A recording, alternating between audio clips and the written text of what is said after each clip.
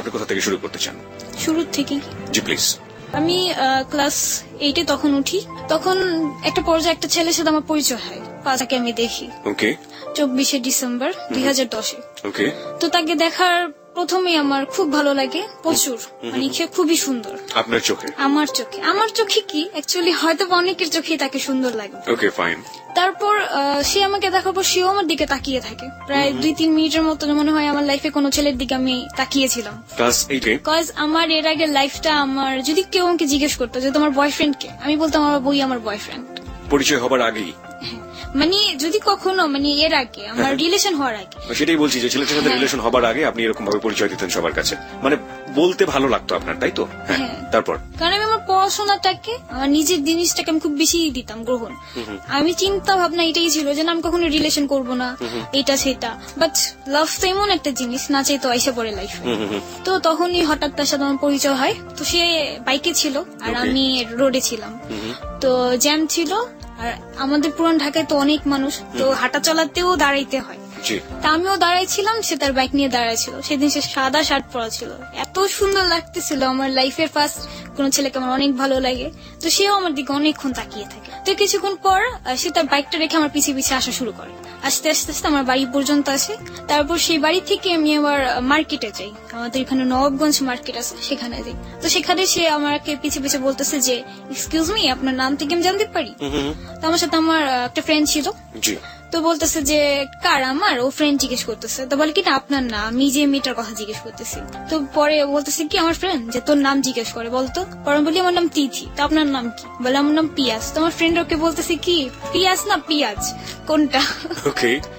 তো পরে ও বলতেছে না পিয়াজ। ও বলে ও পিয়াজ, আদা রসুন পিয়াজ, আচ্ছা বুঝতে পারছি। তারপর সে সেদিন বলতেছে যে আমার সাথে ফ্রেন্ডশিপ করবা? তো আমি বলতেছি যে দেখা যাক, চিন্তা করি দেখি আমি। তারপর কি হলো, ভিড়ের মধ্যে আমি ওকে হারাই ফেললাম, ও আমার হারাই ফেললো। তারপর যে দেখা হয় 1 মাস পর 11ই জানুয়ারি। ওকে।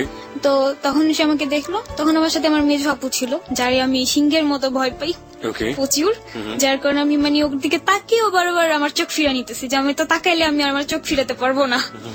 তো তখনও সে বলতেছে যে তোমার নাম্বারটা দাও, তোমার নাম্বারটা তো নেওয়া হলো না। সেদিনও আমার ব্যাড লাক, আমি নাম্বারও নিতে পারলাম না, ওর সাথে কোনো কিছুই হলো না। তারপর যে দেখা 19শে জানুয়ারি আমাদের পার্কে মেলা হয়, বৈশাখীর মেলা। তো এই মেলাতে অনেকদিন গেছিলাম আমি। তো সেদিন যাওয়ার সময় আমি বারবার গটরে বলতেছিলাম জাল্লা প্লিজ প্লিজ আমি যেন ওর সাথে দেখা হয়, আমি যেন ওর নাম্বারটা পাই। তো সেদিনও দেখা হয়, কিন্তু সেদিনও আমি নাম্বার পাই না। তারপরে পর দিন যাওয়ার পরে সে নাম্বারটা দেয়। নাম্বার নেওয়ার পরে তার সাথে আমার কথা হয়। তো আমাকে ফার্স্টে ফোনে বলতেছে যে তুমি কি আমাকে তোমার বডিগার্ড বানাবা? তো আমি বলছি আমার বডিগার্ড কেন আপনি হতে চান? পরে বলে কি না বডিগার্ড হলে তো সবসময় আমি তোমার সাথে সাথে থাকতে পারবো, পাশে পাশে থাকতে পারবো। তো আমি বলছি কি না এত সুন্দর একটা ছেলের বডিগার্ড বানানো যায় না, আমার ফ্রেন্ড বানানো যায়। পরে বলে কি যাক আমি তো ধন্য, আমার জীবন, আমার ফ্রেন্ড তো বানাইছেন। তো এইভাবে ফ্রেন্ডশিপ রিলেশন হয়, রানিং কথা হইতো। তো ফার্স্ট একদিন 4ই ফেব্রুয়ারি সে আমাকে বলতেছে যে তিথি আমি একটা মেয়েরে পছন্দ করি। তো আমি বলতেছি যে মেয়েরে পছন্দ করো কেন? তুমি তো বলছো যে তোমার লাইফে আমি ছাড়া অন্য কোনো মেয়ে নাই। মানে একটু খুবই ফার্স্ট যাচ্ছি আমরা, মানে আপনি থেকে আপনি তুমিতে চলে এসেছেন, তার মানে মাঝখানে আপনাদের কথোপকথন হয়েছে, বা এক ধরনের বলা যেতে পারে যে মেন্টাল আন্ডারস্ট্যান্ডিং গ্রো করেছে দুজনের মধ্যে, রাইট? একটু প্রশ্ন করতে চাই আপনাকে, আমাদের শ্রোতারা অনেকেই একটু কনফিউজ হয়ে যাবেন, যে ছেলেটিকে আপনার এত ভালো লাগতো তার পরিবার সম্পর্কে, সে কোথায় থাকে বা কি করে, এগুলো কি আপনি জানতেন? হ্যাঁ, সে আমাদের এলাকারই ছেলে, আর তারা হচ্ছে এক ভাই এক বোন। মানে আপনি এটা আগে থেকেই জানতেন মোটামুটি? হ্যাঁ, তার কাছ থেকে আপনি জেনেছেন।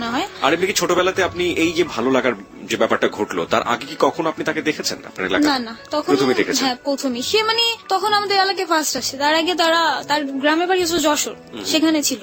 ওকে। তো এছাড়াও আমি ছোট থেকে ভাবতাম যে আমি যখন প্রেমে পড়বো তখন অনেক কিছু আমার মাঝে কাজ করবে, যেটা ওনার ক্ষেত্রে আমার হয়েছে। যে সে আমার সামনে আসলে মনে হইতো যে আমার আশেপাশে কেউ নেই, শুধু ওই আর আমি ছাড়া। অনেক কিছু ফিল করতো, হার্টবিট সরা শুরু করতো। আর যেটা মেনলি হচ্ছে যখন আমি প্রেমে পড়ি তখন আমার কানের সামনে সবসময় একটা গান বাজতো, সেটা মানে গান বাজুক আর না বাজুক আমার কানে বাজতো, আমার মনে বাজতো। কি গান বাজতো? সেটা হচ্ছে যে হো গায়া হে তুঝকো তো প্যার সাজিনি লাখ কার লেন কার সাজিনি, এই গানটা। ওকে ওকে।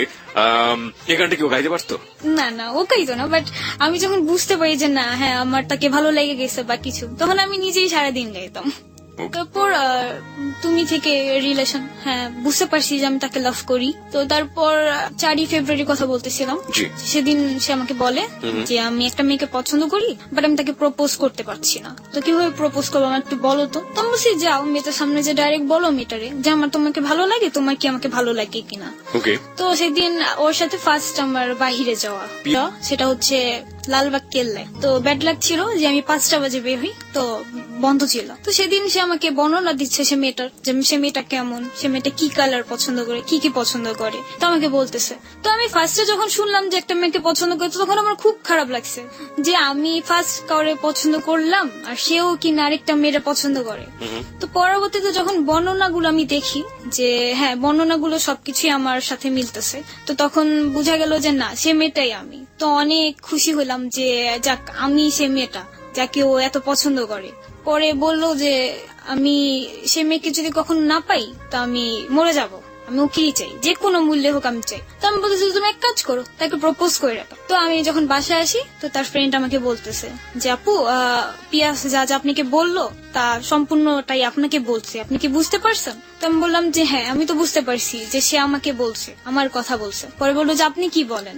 তো আমি বলতেছি যে হ্যাঁ আমিও হ্যাঁ বলছি যে আমিও তাকে লাইক করি। পরে সেই বন্ধু যে ওকে বললো যে না তিথি তোমায় লাইক করে না, তিথি অন্য কাউকে লাইক করে। তখন আমার মোবাইল ছিল না, আমি মোবাইল ফোন ইউজ করতাম না। তো আমার খালার বাসায় যখন চলে যাই তখন 2 দিন ওর সাথে আমার কোনো কন্ট্রাক্ট হয় না। তারপর 2 দিন পরে বাসায় আসি, সেদিন 7ই ফেব্রুয়ারি ছিল। তো সেদিন তার সাথে কথা হয়, তো তার বন্ধু আমাকে ফোন দিয়ে বললো যে পিয়াস তো হসপিটালে ভর্তি, কিছুক্ষণ পর বাসায় আনবে।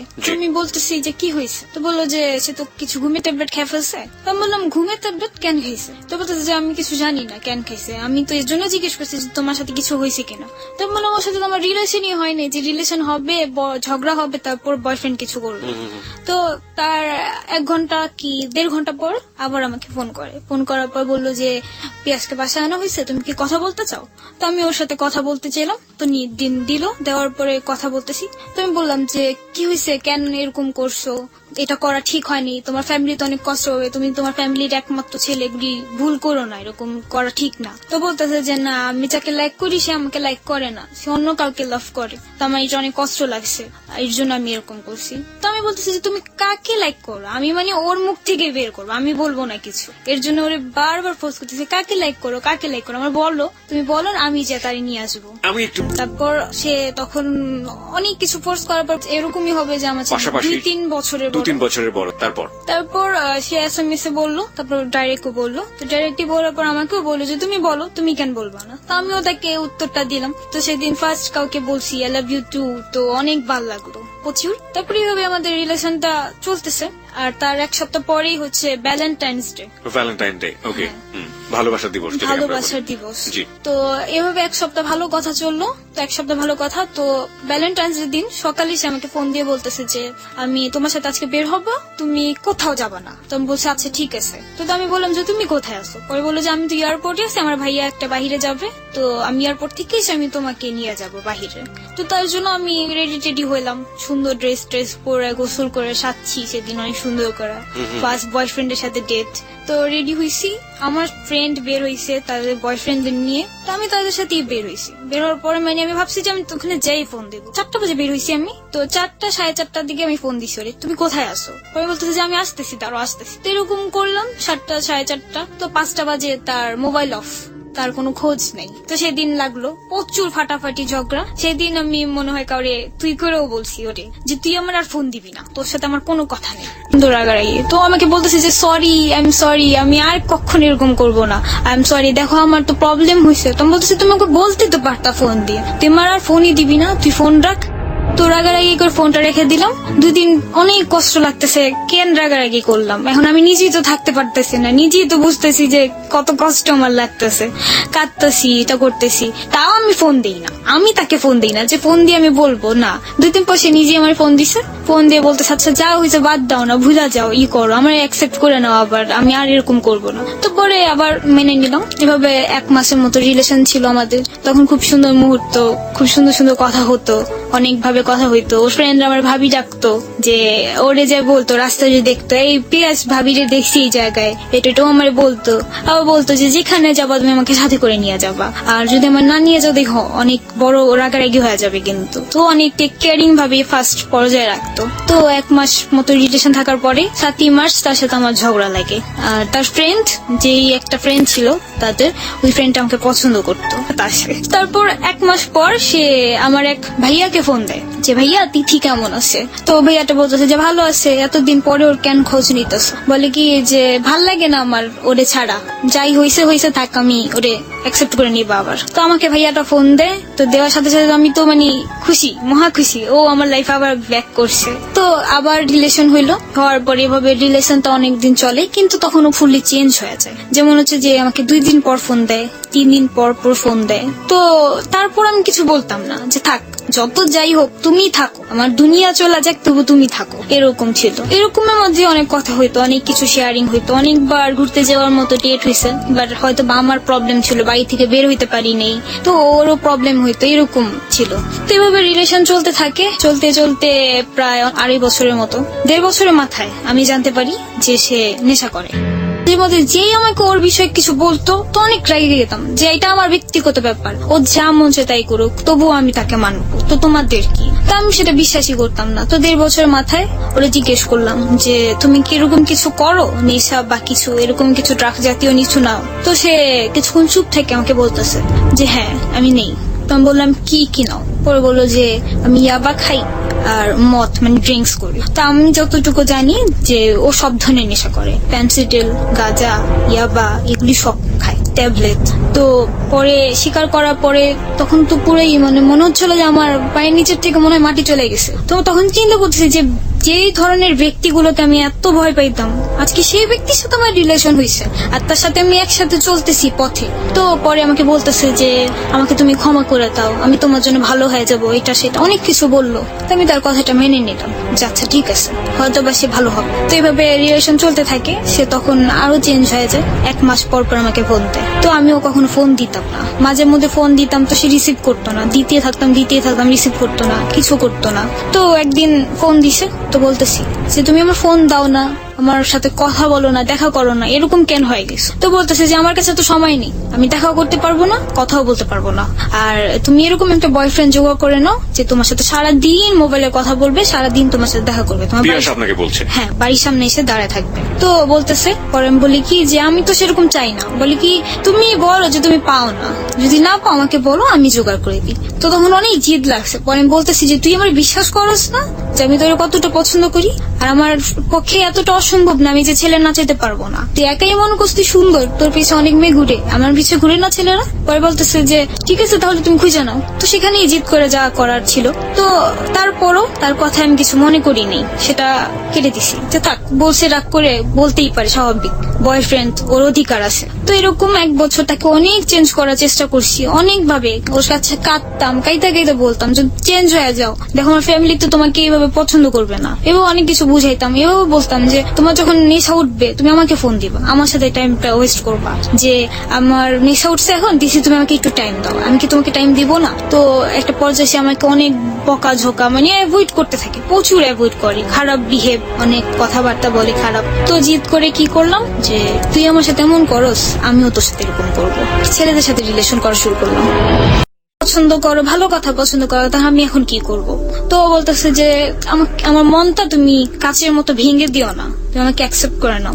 তো তখন বলি কি আচ্ছা আমি তোমাকে 1/2 ঘন্টা পর জানাও। 1/2 ঘন্টা আমি চিন্তা করলাম। কি বললেন 1/2 ঘন্টা পর? 1/2 ঘন্টা পর বললাম যে হ্যাঁ আমিও তোমাকে লাইক করি, বাট তাকে আমার মোটেও ভালো লাগতো না। এটা মিথ্যা ভাবেই বললেন? মিথ্যা ভাবে। এবং এটা আপনি কেন বললেন? এটা এজন্য বলছি যে আমার মন যে ভাঙছে, আমিও ছেলেদের মন ভাঙবো। আর সে আমাকে চ্যালেঞ্জ করছিল যে সে মেয়ে পটাতে পারে, আমি পারি না। তো আমি তার চাইতে বেশি পারি, সেটা দেখানোর জন্য, তাকে দেখানোর জন্য। হ্যাঁ তাকে দেখানোর জন্য। তো রিলেশন করার পর আমি কোনো না কোনো একভাবে আমার ওই বয়ফ্রেন্ডের এক্স বয়ফ্রেন্ড পিয়াসের কানে ঢুকাই।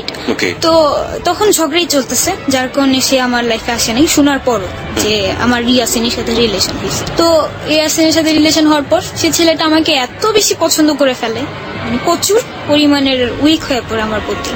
কিন্তু মানে আমি তার প্রতি কোনো মতনই ফিলিংস ছিল না আমার, আর তার আমার প্রতি প্রচুর ফিলিংস হয়ে যায়, অনেক বেশি সে আমার প্রতি উইক হয়ে পড়ে। তো একটা পর্যায়ে আমি তাকে 3 মাসের মাথায় বলি যে আই এম সরি, আমি তোমার সাথে রিলেশন রাখতে পারবো না। তো আমাকে বলতেছে যে কেন রাখতে পারবো না? ও তো খুব কান্নাকাটি যে তুমি আমার সাথে এমন কেন করবা, এটা সেটা অনেক কিছু। তো ইয়াসিন রে যখন আমি অনেক কষ্ট দিই হার্ট দেওয়ার পরে, সে প্রথমেই সিগারেট খাওয়া ধরে। ছেলেটা খুব ভালো ছিল, প্রচুর ধার্মিক ফ্যামিলির একটা ছেলে, যে 5 ওয়াক্ত নামাজ পড়তো আর কোরআনে হাফেজ ছিল। তো ও এইসব জিনিস ধরার পরে তার বোন আমাকে ফোন দিল একদিন, ফোন দিয়ে বলতেছে যে এরকম এরকম আমার ভাইয়ের কি অবস্থা। তো ওর বোন বলতেছে তা আমি কি করব, আপনার ভাই জাহান্নামে চৌরাস্তা যাক, সেটা আমার দেখার বিষয় না। তো ওনাদের ভাইকে কোনো মতে ওরা কন্ট্রোল করতে পারে না।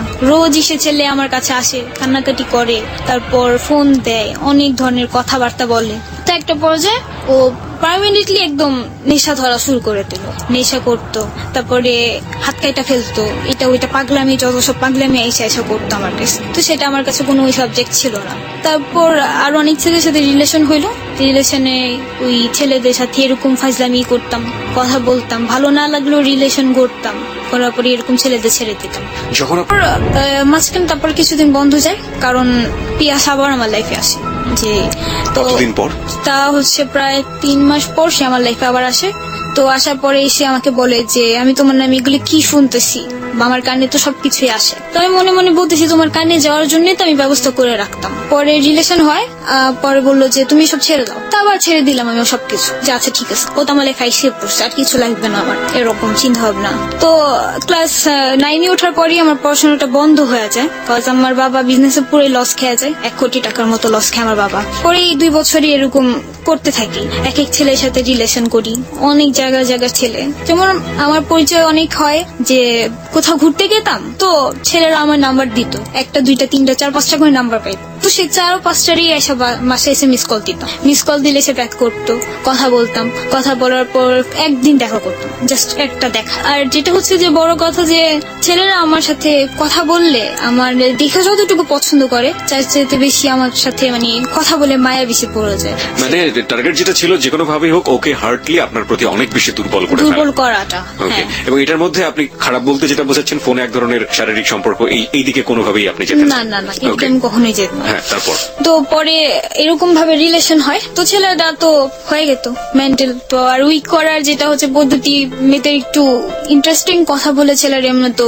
উইক হয়। কি ধরনের ইন্টারেস্টিং বলতে যে মানে কথার আগে জান ছাড়া কথা বলা যাবে না, জান পরান, আর খুব ইমোশনাল হয়ে মানে কিছু কথা বলতে হবে। যে একটা পর্যায়ে যে জানো আমি আগে যত ছেলের সাথে যাই কথা বলছি, বাট তোমার প্রতি আমার অন্যরকম একটা ফিলিংস আসছে, আমার তোমার কেমন জানি ভালো লাগে, আমি বুঝতে পারছি আমি তোমায় ছাড়া আর কোনোদিন থাকতে পারবো না, এই টাইপের কথাবার্তা, এরকম টাইপের আর অনেক কথাই মানে পটানোর মতো যে ছেলেদের কথাগুলো ছিল, এরকম কথা তো অনেক চেততো ছেলেরা, কিন্তু চেতলেও বা বলতো যে চেতছি যাই করছি, বাট ভালো তো বাসি, কিছু করতে পারতেছি না। তো সবসময় ছেলের একটা কথাই বলতো যে তুমি একদিন বুঝবা, তুমিও একদিন এগুলো করো না, এগুলো ছেড়ে দাও, এটা সেটা, আমি তো আসি। কিন্তু মানে সে থাকলো বা কি, আমি যে কষ্টটা পাইছিলাম, মানে ও যে আমাকে যেভাবে আঘাত করতো, যে একটা মানুষকে সরাসরি আঘাত দেওয়াটা চেতে তিলে তিলে মারাটা খুব বেশি খারাপ, আর সে আমাকে তিলে তিলে মারতো। যেমন তার নামে অনেক কথা আমি মানুষের মুখে শুনতাম, অনেক খারাপ লাগতো।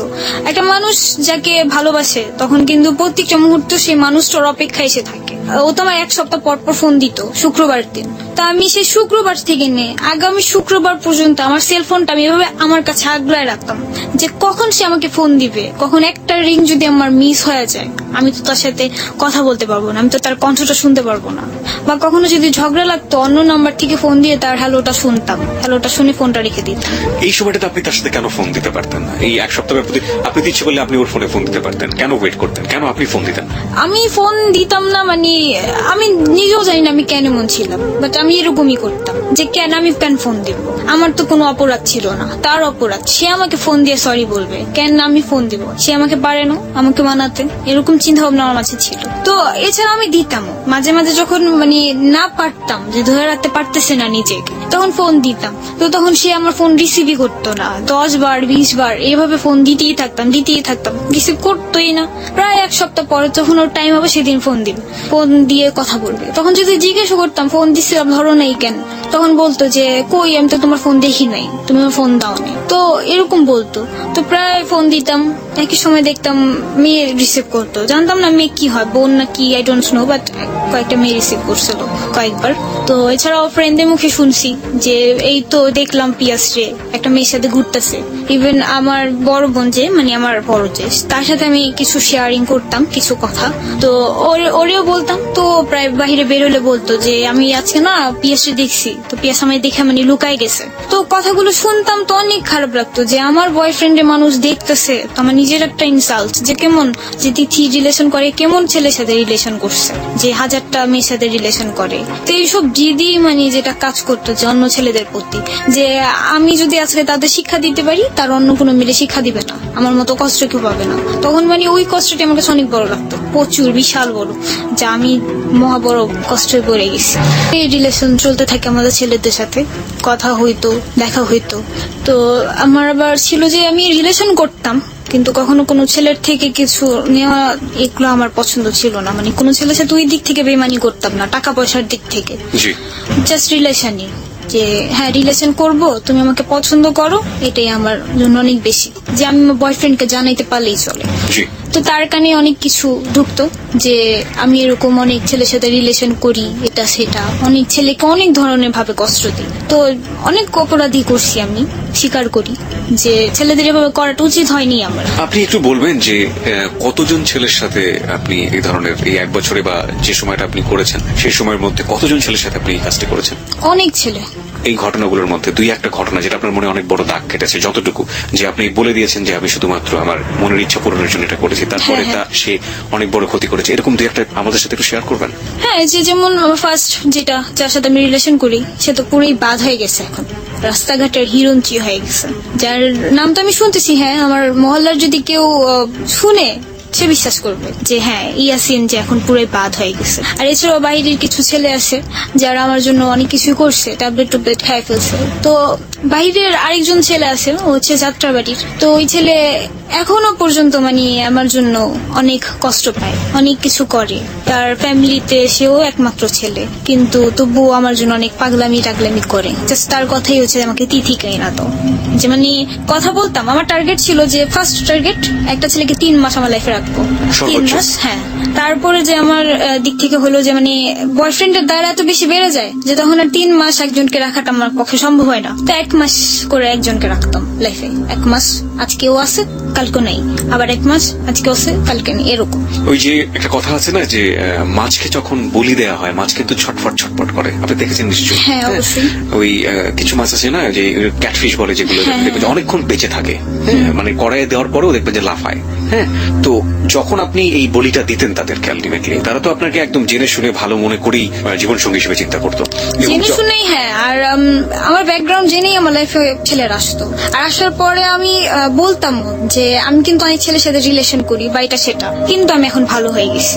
এই বিশ্বাসটা তাদের মাঝে আমি ঢুকাইতাম। মানে এই বিশ্বাসটা ঢোকানোর জন্য আপনি সত্যটাও বলতেন? হ্যাঁ, সত্যটাও বলতাম, আমি সত্য বলেই নিতাম যে আমার রিলেশন ছিল, তার প্রতি জিদ করে আমি ছেলেদের সাথে রিলেশন করছি। আমার প্রচুর ছেলের সাথে রিলেশন ছিল, আর এছাড়াও তারা আমার ব্যাকগ্রাউন্ড জেনেই আসতো, কারণ আমার ফুল মহল্লাই জানে। আমি কিন্তু আমার মহল্লা তো ভালো নামে প্রচারিত, খারাপ। কারণ আসলতে কেউ জানে না যে একটু নেগেটিভ অ্যাঙ্গেলই আপনাকে সবসময় দেখে সবাই, যে আসলতে কেউ জানে না যে কেন আমি এরকম করি, বিহাইন্ড দ্য স্টোরি কেউ জানে না। হ্যাঁ, আমার ভিতরেরটা কেউ জানে না, জাস্ট উপর থেকে দেখে যে হ্যাঁ তিথি অনেকজনের সাথে রিলেশন করে, তিথি ভালো না, মেয়েটা ভালো না, যে কেন রিলেশন করবে, বাট এটা জানার চেষ্টা করে না যে কেন এরকম করে, কি কারণ। কারণটা আসলে হচ্ছে আপনার সাথে পিয়াসের সম্পর্ক, এবং আপনি এভাবে একের পর এক বলে দিয়ে যাচ্ছেন। ঠিক আমি জানতে চাইবো যে যখনই এটা হতো, যখন আপনি ওকে বলতেন যে আমি তো এটা তোমার সাথে ফান করেছি বা এটা নাটক ছিল, সেই মুহূর্তে ও অনেক কষ্ট পেত? হ্যাঁ, প্রচুর কষ্ট পেত। অনেক ছেলে তো মনে হয় ছেলেরা তো কাঁদে না, কিন্তু অনেক ছেলে আছে আমার ফোনে হাউ মাউ করে কাঁদছে। মনে গেছে যে আমি সরাসরি বসে ওদের না বলছি, তা আমার পায়ের সামনে বসে বসে কাঁদছে, কিন্তু মানে আমার কথা ছিল না, আমি গ্রহণ করতেই পারবো না। যাদের আমি ইয়ের জন্য নিছি, আমার লাইফের ফান করার জন্য, তাকে আমি কখনো আমার লাইফ পার্টনার বানাতে পারবো না, এটাই ছিল আমার টার্গেট। আর কখনো মানে ওরকম ভালোই লাগতো না। আমি অনেক সুন্দর ছেলের সাথে রিলেশন করছি, এটা বলবো না যে না আমার বয়ফ্রেন্ড অনেক সুন্দর ছিল তারপরে আমি সুন্দর ছেলের সাথে রিলেশন করিনি। অনেক নিষ্ঠা ছেলের সাথে রিলেশন করছি, অনেক সুন্দর ছেলেদের সাথে রিলেশন করছি। তো এভাবেই রিলেশন। অনেকে এরকম হতো না যে বিশ্বাসই করতে চাইতো না, মনে করতো আপনি ফান করছেন, এরকম হতো না অনেকে? হ্যাঁ হ্যাঁ, দেখা যায় যে 100 এর মধ্যে 80% যদি আমাকে লাইক করতো তো 40% লাইক করতো না, তারাও আমার সাথে এই ফানের করে নিয়ে আসতো। কিন্তু যারা আমার সাথে ফান করতো আমি বুঝে গেতাম, তাদের সাথে আমি রিলেশন করতাম না। মানে এই জিনিসটার দিক থেকে অনেক বেশি চালাকির দিক থেকে আমি করতাম। যেমন তাদের বুঝতাম আগে আমি ফার্স্ট 2-3 দিন কথা বলে যে সে ছেলেটা কোন টাইপের, আমার টাইপের নাকি অন্য টাইপের। যদি আমি বুঝতে পারতাম যে না, সে ছেলেটা আমার টাইপের না, তার লাইফের ফার্স্ট লাভই আমি হব বা সেকেন্ড লাভ আমি হব। যেমন যে সে একটা টার্গেট করছে যে আমার এই গার্লফ্রেন্ড চলে গেছে, তো আমি ওই গার্লফ্রেন্ডকে ভালোভাবে রাখবো। আর যেটাকে বুঝতে পারতাম যে না, এই যে আমার মতো ছেঁচড়া পোলাপান যেগুলি, যে একটা ধরবো আর একটা ছাড়বো, তাদের সাথে রিলেশন করতাম না। না ভাই, আমি কথা বলবো না, চলে যাও। ওর প্রেমে এতই পাগল ছিলাম যে মানে জাস্ট ও যদি হ্যালোটা আমাকে বল, ওর হ্যালো শোনার পর আমার দুনিয়া আমি ভুলে গেতাম, যে দূর আমার দুনিয়া কই আছে, সব বাদ, ওই আমার সবকিছু। ও আমার সামনে দাঁড়ালো, মনে হয় আমি ওর যে আমাকে কত কষ্ট দিছে, কত যে আঘাত করছে, তা সবকিছু ভুলা মনে হইতো যে না থাক, আবার ওর সাথে রিলেশনটা করি, ওরটা আমার অনেক ভালো লাগে, ওর আমি অনেক ভালোবাসি। তো তখন আবার রিলেশন করতাম, ও একই কাজে আমার সাথে করতো, কিছুদিন কথা বলতো, তারপর শেষ বন্ধ করে দিত। বন্ধ হয়ে যাওয়ার পরে তখন আবার জিদ চড়তো, দূর যে ডিসিশন নিছি, ডিসিশন নাই, ছেলেরা সব ছেলে খারাপ, ছেলে জাতি খারাপ, আমি ছেলের জাতি ধ্বংস করে দেব, এরকম চিন্তা ভাবনা আমার মাঝে আসতো। একটা পর্যায়ে আমার একটা ছেলের সাথে পার্মানেন্টলি রিলেশন হয়, তার সাথে আমার প্রায় 1 বছরের মতো সম্পর্ক থাকে। পরে বলতেছে যে 5টা শর্ত আপনি আমাকে দিলেন, সে 5টাই আমার মাঝে আছে। তো বলতেছি মানি, বলে হ্যাঁ, আমি একজন বিজনেসম্যান, আমার সিটেরই ব্যবসা, আমার হুন্ডাও আছে, আর অ্যাবজেডি আমার হুন্ডা, যেটা আপনার পছন্দের। তো বলছে যে আপনি যদি বিশ্বাস না করেন আমার নামে খোঁজ লাগাই দিতে পারেন। তো এখন বলেন যে কোন এলাকার ছেলে আপনি পছন্দ করেন, শর্ত তো দিলেন কত কিছু, এখন কোন এলাকার ছেলে পছন্দ করেন? তো আমি বলতেছি আমার পছন্দের ছেলে হচ্ছে পুরান ঢাকার ছেলে আমি বেশি পছন্দ করি, বংশা, লালবাগ, মোহাম্মদপুর, তারপর ধানমন্ডি, এই সাইড গুলোতে বেশি পছন্দ করি। তো বলতেছে যে আমি বংশালেরই ছেলে, তো পুরান ঢাকার ছেলে। এগুলোর স্পেশালিটি কি, বংশালের ছেলে বা পুরান ঢাকার মোহাম্মদপুরের ছেলে? কারণ পুরান ঢাকার ছেলেগুলো আমার ভালো লাগে, গ্রামের ছেলে এত বেশি আমি এটা পছন্দ করি না। আচ্ছা, যেহেতু আমি পুরান ঢাকায় আমার জন্ম, তো এর জন্যই পুরান ঢাকার প্রতি একটা স্পেশালি একটা মমতা আছে। ওকে, জানা ছিল না। হ্যাঁ, তারপর তখন তো আমি পুরা ফেসে গেছি, তখন তো আমার না ছিল তার সাথে ফ্রেন্ডশিপ করতে হবে। আমি বলে দিছি যে এগুলো গুণ থাকতে আমার ফ্রেন্ডের মধ্যে। তো আমি বলি কি আচ্ছা ঠিক আছে, দেখা যাক, কথা বলি, ভালো লাগলে তারপরে আমি কিছু একটা বলবো। জি। তো তারপর এইভাবে কথা চলতে থাকে 1 মাস, ওর সাথে ফ্রেন্ডশিপের রিলেশনের কথা চলতেছে আমার। তো দেখি যে ছেলেটা ভালোই, কথাবার্তা সবকিছুই খুব ভালো, তার নেচারটা ভালো ছিল, রং কিছু বলতো না, তার বিজনেস নিয়ে সে বিজি থাকতো, মাঝে মাঝে আমাকে ফোন দিত এরকম। তো এর মধ্যে আমার ভাতিজির বিয়ে গেল, বিয়েতে অনেক মজা করলাম, নাচানাচি করলাম, অনেক কিছু করলাম। সেই মাঝখানে ফোন দিত, ওরে বলতাম নাই জানো আসছি, জানো না, এটা সেটা। তো ফ্রেন্ডশিপ হয়েছে পরে, তখনই তুমি চলে গেছিলাম, তুমি কথাই হইতো। তো তারপর একদিন রাত্রে কথা বলতেছি, তো হঠাৎ করে সে আমাকে বলতেছে যে আমি তোমাকে পছন্দ করে ফেলছি, তো তুমি কি আমাকে লাইক করো? তো সে তো আমাকে দেখছে, সে মানে দেখে আমাকে ফোন দিছে। তো আমি বলছি যে না দেখে আবার কারে কেমনে পছন্দ করে, পছন্দ করা যায় নাকি না দেখে? বলে কি হ্যাঁ করা যায়, ভিতর থেকে ফিলিংস আসলে ঠিকই করা যায়। তো পরে একদিন চিন্তা করতেছি বৈশা বৈশা যে না, ছেলেটার মাঝে তো তা সবকিছুই আছে যা আমার পছন্দ, মানে তার ব্যবহার আচার সবকিছু, খুব কেয়ার করে আমাকে, তারপর বিজনেসও করে, সবকিছুই ঠিক আছে। তো চিন্তা করলাম যে যাক, ওর সাথে কথা বলতে থাকি। তো রিলেশন আমি হ্যাঁ বলে দিলাম, আচ্ছা ঠিক আছে, ওকে, আমিও তোমাকে লাইক করি। এটা কি আপনি মন থেকেই বলেছিলেন নাকি এটাকেও আপনি শাস্তি দিবেন? না না না, সেটা মন থেকে করছি কিনা জানি না, মানে তাকে আমার ভালো লাগতো। মানে এটার মধ্যে আপনার কোনো রিভেঞ্জের কোনো ব্যাপার স্যাপার ছিল না, প্রতিশোধ নেওয়ার কোনো ব্যাপার স্যাপার ছিল না? Okay fine. ছেলেটার নাম কি ছিল? তুষার। আপনি একটু আগে বলছিলেন। হ্যাঁ, তারপর এভাবে আমাদের 3 মাসের মতো রিলেশন হয়। তো 3 মাস পর আমি আমার এক ফ্রেন্ডের থেকে শুনি যে সে হচ্ছে আমার ফ্রেন্ডের ফ্রেন্ড হয়, মানে আমার ফ্রেন্ডের বয়ফ্রেন্ডের ফ্রেন্ড। তো তার থেকেই আমার নাম্বার কালেক্ট করে সে আমাকে দেখছিল ফ্রেন্ডের বাসায়।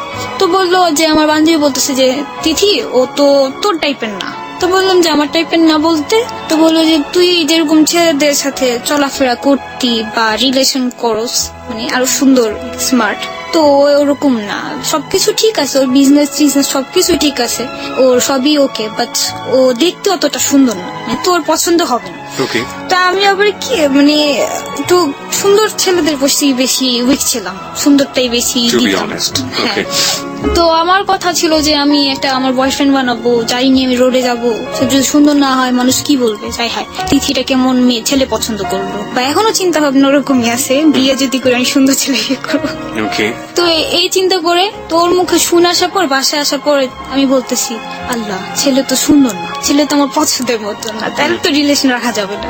তো সেই দিন থেকেই তাকে আমি অ্যাভয়েড করা শুরু করি, কিন্তু আমি তাকে ডাইরেক্টলি বলি না যে তুমি সুন্দর না বলে আমি তোমাকে পছন্দ করি না, আমি এটা চিন্তা করি যে কষ্ট পাবে এটা সেটা। তো ফার্স্ট একবার তাকে না করে দিই, তো সেদিন অনেক কাঁদতে কাঁদতে আমার বলতেছে যে পাগলি তুমি আমার ছেড়ো না প্লিজ, এটা সেটা। সে আমাকে পাগলি নামে ডাকতো। তো সেদিন বলাতে তোর কান্না শুনলে আমি মায়াই লাগতো, আমার কাছে আমার মায়া কাজটা বেশি করতো। আবার বলতাম আচ্ছা ঠিক আছে যাক আমি শয়তানি করছি এটা সেটা, না আমিও তোমায় লাইক করি। তো আবার রিলেশন করতাম, এভাবে রিলেশন থাকতো। ও আমাকে অনেক কেয়ারিং করতো, সকালে ঘুম থেকে উঠাইতো, নাস্তা করার জন্য ফোর্স করতো, সবকিছুর জন্য ফোর্স করতো। এভাবে রিলেশনটা আরো আগাইতে থাকে, বাট আমি ওকে অনেক অ্যাভয়েড করা শুরু করি। ওকে তাড়ানোর জন্য আমি আবার আমার লাইফে নতুন করে ছেলে আনা শুরু করি, ছেলেদের সাথে রিলেশন করা শুরু করি। ওকে বাদ দিয়ে আমি ছেলেদের সাথে রিলেশন করতাম, ওকে হোল্ডে রেখে অন্য ছেলেদের ফোনে কথা বলতাম, ওয়েটিং এ রেখে ওর কথা বলাইতাম। তারপর এমনও গেছে যে মানে অনেক ছেলেদের বয়ফ্রেন্ড বানিয়ে ওর সাথে কথা বলেছি, যে আমার তো বয়ফ্রেন্ডই, ওর বয়ফ্রেন্ডে বলতাম যে ছেলেটা আমার ডিস্টার্ব করে, কিছু বলে দাও তো। তো ওই ছেলে ফোন দিত, আমি ওরা বলতাম এটা আমার বয়ফ্রেন্ড, কথা বলো এটা সেটা, আমি তোমার পছন্দ করি না, তুমি আমার লাইফ থেকে চলে যাও। তো ওরা কথা বলতো, কিন্তু তবুও ছেলে যাইতো না, অনেক কাঁদতো। তা কাঁদতো যখন আমি বলতাম যে এসব কান্নাকাটি করো না, তো এরকম অভিনয় কান্না আমিও করতে পারি মোবাইলের মধ্যে, তোমার কান্না চোখের পানি যে সত্যি আমি জানি। পরে বলতেছে যে কি করলে তুমি সত্যি মনে করবা। তো সবসময় একটা ডায়লগ মারতো যে আমার লাভ যদি রিয়েল হয় তুমি একদিন দিদি ঠিকই লাভ করবা, তুমি কিন্তু আমার লাভ না করে যাইবা কই, এরকম বলতো। তো এইভাবে অনেক দিন গেল, কিন্তু আমি মানে তখন আর ওর প্রতি মন নাই আমার, যে সুন্দর না, সুন্দর ছেলের সাথে আমি রিলেশন করবো না, সুন্দরী তো আমি মেনে নিতাম, সমস্যা নেই। তো এর জন্য ওর সাথে অ্যাভয়েড করা শুরু করলাম, ওকে অনেক কষ্ট দেওয়া শুরু করলাম। তো অনেক কষ্ট পেতো, ওর সাথে কথাবার্তা বন্ধ করে দিছি। তো বন্ধ করার পর ওর ফ্যামিলিতে এটা জানাজানি হয়ে গেল যে একটা মেয়ের সাথে রিলেশন আছে। তো ওর ফ্যামিলি থেকে ওর সাথে অনেক রাগারাগি যে তুমি কেন রিলেশন করছো, যার সাথে রিলেশন করছো ই করে ফেলো, ব্রেকআপ করে ফেলো, এটা সেটা। তো ওর এক ফ্রেন্ড ছিল, যে ফ্রেন্ডের দ্বারা ওর আমার সাথে পরিচয়। তো ওর মার কাছে, তুষারের মার কাছে যে ওপর অনেক কথা বল যে এই তিথি ভালো না, ও আলতু ফালতু মেয়ে, অনেক ছেলের সাথে রিলেশন করে। তো এর জন্য ওর মা মানে কোনো মতেই আমাকে পছন্দ করতো না। তো তারপরে আমি শুনলাম, ওর থেকে জানলাম যে ও বাড়ি থেকে বের হয়ে গেছে, যে আমার পছন্দের মেয়েটি কেন তুমি পছন্দ করবা না, তো আমি বাসা থাকবো না, আমি চলে যাব। তখন বাড়ি থেকে বের হয়ে গেল। বের হয়ে যাওয়ার পরে অনেকদিন বাইরে ছিল, বাইরে থাকার পর অনেক কষ্ট মষ্ট করে থাকে। আর যেটা হচ্ছে মেন কথা যে ওর এই সিটের বিজনেসেই ওর ফুল ফ্যামিলিটা চলে। তো মানে ওর বাবা হচ্ছে অসুস্থ, হার্টের প্রবলেম আছে, যার কারণে ওনার বাবা কোনো কাজ করতে পারে না। তো ওরই ফুল ফ্যামিলিটা চালাইতে হয়। ওরা হচ্ছে 2 ভাই 1 বোন। তো ও যখন বাসা থেকে বের হয়ে যায় তখন ওর ফ্যামিলিটার খুব প্রবলেম হয়ে যায়। তো তখন আবার ওর ফ্যামিলি ঠিক করে ঢাকায় নিয়ে আসে, আচ্ছা ঠিক আছে আমরা মেয়ে বাসায় প্রস্তাব নিয়ে যাবো, আচ্ছা তুমি বলো, সমস্যা নেই। তো সেই মুহূর্তে যখন ওর ফ্যামিলি রাজি হয় তখন সে আমাকে ফোন দিয়ে বলে যে আমার ফ্যামিলিটা ম্যানেজ করছি, এটা সেটা, আমি তোমার বাসায় বিয়ের প্রস্তাব পাঠাচ্ছি। তখন আমি তো আমার মাথায় বাড়ি পড়ে যে না আমি বিয়ে করবোই না, কোনো মতে বিয়ে করবো না রে। তো তখন ওর সাথে আমি আরো করি যে তুমি আমার থেকে অনুমতি না নিয়ে তোমার ফ্যামিলিরে কেন জানাইছো এই কথা, আমি তো তোমাকে বিয়ে করবো না। তো সে তখন আবার বলে যে দেখো তিথি আমি অনেক কষ্ট করে ম্যানেজ করছি আমার ফ্যামিলিরে, আমি তোমার জন্য অনেক কিছু করছি যা না করতে হয়েছে আমার এই বছরে যত বছর আমি না করছি, তো তুমি আমাকে এভাবে ছেড়ে দিও না। তো এরকম বলতো। তো সেখানে তারপর আমি ওকে বললাম যে যদি আমাকে বিয়ে করতে যাও তোমার 5 বছর ওয়েট করতে হবে। তো বললো যে কেন, আমি 5 বছর কেন ওয়েট করবো? তো বলতেছি আমি 5 বছর আমার ক্যারিয়ার দাঁড়া করাবো তারপর। তো মাঝখানে আবার কি আমি আমাদের পার্লারের নিজের পার্লার ছেড়ে আমি একটা জব নিই সেন্টার রোড, সেখানে হচ্ছে এক নেত্রীর পার্লারে আমি জব নিই। তো নেত্রীর ছেলে হচ্ছে গান করে, তো কিছুদিন পর ওর এক অ্যালবামটা বের হবে। আর দ্বিতীয় অ্যালবামটা হচ্ছে সেটা আমার সাথেই বের হওয়ার কথা ছিল। আপনি গানও গাইতে পারেন? যতটুকু টাকা কাজ করি আমরা আদায় করি, তো সেটা তো তোমার হয়ে বেশি হবে। তবে যাই হোক আমার নিজের পায়ে তো আমাকে দাঁড়াতে হবে। আমি এতবার একটা সুযোগ পেয়েছি, আমার খুব স্বপ্ন ছোট থেকে আমি সিঙ্গার হব, একজন বড় সিঙ্গার হব। কিন্তু সেটা যদি এখন আমি চাও পূরণ না করতে পারি তাহলে কেমন লাভ হলো? আমার লাভের কোনো দরকার নেই, আমি আমার গান দরকার। তো তখন অনেক রাগারাগি করি, রাগারাগি করার পর তো একটা পর্যায়ে তার সাথে আমার বলা হয় যে আমার সাথে দেখা করো তিথি। তো বলছি কেন দেখা করবো? তো বলতেছে যে দেখো করো, তুমি আমাকে দেখবা, দেখার পর তোমার যদি আমাকে ভালো না লাগে তো তুমি আমাকে রিজেক্ট করে দিও, আর তুমি আমাকে দেখবা আর আমি তোমাকে কিছু কথা বলবো। তো বলছি কি কথা? মোবাইলে বলো, দেখে কথা বলার কি দরকার আছে? বলে যে হ্যাঁ আমি মোবাইলে বলতে চাই না, আমি দেখার পরে কিছু বলতে চাই। তো বললো যে তুমি দেখা করো। সেদিন 11ই এপ্রিল ছিল, 12ই এপ্রিলের কথা ছিল দেখা করার, কিন্তু সেদিন আমি দেখা করতে পারি না, কারণ আমার নিজের তখন পার্লার ছিল। তো সেখানে আমাকে টাইম দিতে হবে, যেহেতু আমার পার্লার স্টাফ ছিল, কিন্তু স্টাফ থাকাকালীনও আমার কাজ করতে হতো। তো এর জন্য তুমি দেখা করো। সেদিন 11ই এপ্রিল ছিল, 12ই এপ্রিলের কথা ছিল দেখা করার, কিন্তু সেদিন আমি দেখা করতে পারি না, কারণ আমার নিজের তখন পার্লার ছিল। তো সেখানে আমাকে টাইম দিতে হবে, যেহেতু আমার পার্লার স্টাফ ছিল, কিন্তু স্টাফ থাকাকালীনও আমার কাজ করতে হতো। তো এর জন্য আমি আর দেখা করতে পারি না। সেদিন আমাদের বিয়ের কাজ ছিল। তো আমি বললাম যে আমি আজকে দেখা করতে পারবো না। তো সে অনেক আপসেট হয়ে গেল যে তুমি আমার সাথে কেন দেখা করতে পারবা না, দেখা করতে একটু অনেক করে বলতেছে কথাগুলো। তো আমার কাছে খারাপ লাগতো যে আরে বেচারাটা কষ্ট পাইছে বা এটা সেটা, খারাপ লাগতো, খুব খারাপ লাগতো। বা কথা না বলতে পারলেও খুব খারাপ লাগতো যে কথা বলতে পারতেছি না, কিন্তু বুঝতে পারতাম না যে কেন এরকম হইতেছে আমার সাথে, যে সে ছেলের প্রতি কেন মায়া কাজ করে বা কেন আমি যে ছেলেটার সাথে আপনার কন্টাক্ট হওয়ার কথা গানের, রাইট? না তাহলে তুষারের সাথে। ওকে, হ্যাঁ। তুষারের গানের কন্টাক্ট তাহলে কার সাথে? গানের কন্টাক্ট হয় আমার আরেকজনের সাথে, যেখানে আমি জব করতাম সেখানেও আপনার এই প্রেমের ফাঁদ বা প্রেমের সম্পর্ক, রাইট? না তাহলে তার সাথে ফ্রেন্ডশিপ ছিল আমার। এবং সেও আপনাকে বিয়ে করতে চাইতো? হ্যাঁ, সেও আমাকে বিয়ে করতে চায়নি। তাহলে এরকম কন্ট্রাক্টর বলতো যে বিয়ে করব না, বাট ভালো একটা রিলেশন থাকবে আমাদের মধ্যে। তো বলছি যে কেমন রিলেশন? তো বাজে কিছু রিলেশনের কথাই বলছে। তো আমি মানিনি। তো আমি টাকা দিয়ে আমি আমার অ্যালবামের কাজ করতে চাইছি। তো তখন টাকার কন্ট্রাক্টই হয়েছে। ওকে, হ্যাঁ। তুষারের প্রসঙ্গে যাই। তো ওর জন্য আমার এমনি কেন জানি খুব মায়া লাগতো, বা কথা বলতে অন্য মানুষের সাথে কথা না বলে আমি ওর সাথে কথা বলতাম, সবাইকে বাদ দিয়ে ওর সাথে কথা বলতাম।